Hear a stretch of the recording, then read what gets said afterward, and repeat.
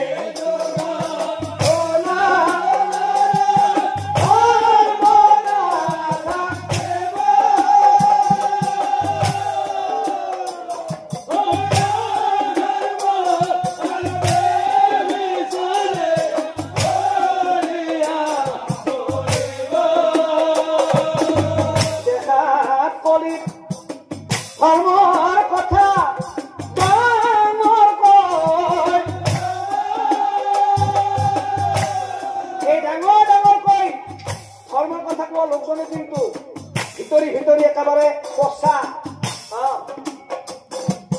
ভিতৰি কিন্তু অধৰ্ম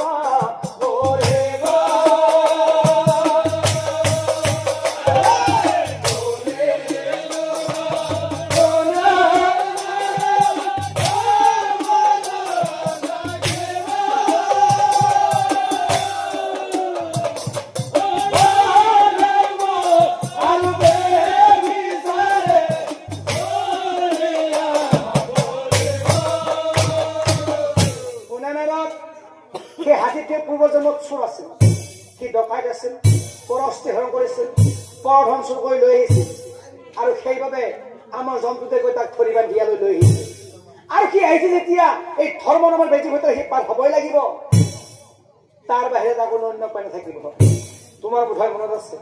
যেতিয়াই সেই প্ৰকাণ্ড হাতীটোৱে অকণমানি বেজীৰ ভিতৰত পাৰ হ'বলৈ জোৰ দি আছিল তেতিয়াই তুমি নানা শব্দ উচ্চাৰণ কৰিছিলা আৰু এই নানা শব্দ শুনাৰ লগে লগে প্ৰকাণ্ড হাতীটোৱে অকণমানি বেজীৰ ভিতৰত পাৰ হৈ গৈছিল ইয়াৰ অৰ্থ হৈছে তৰিবাৰ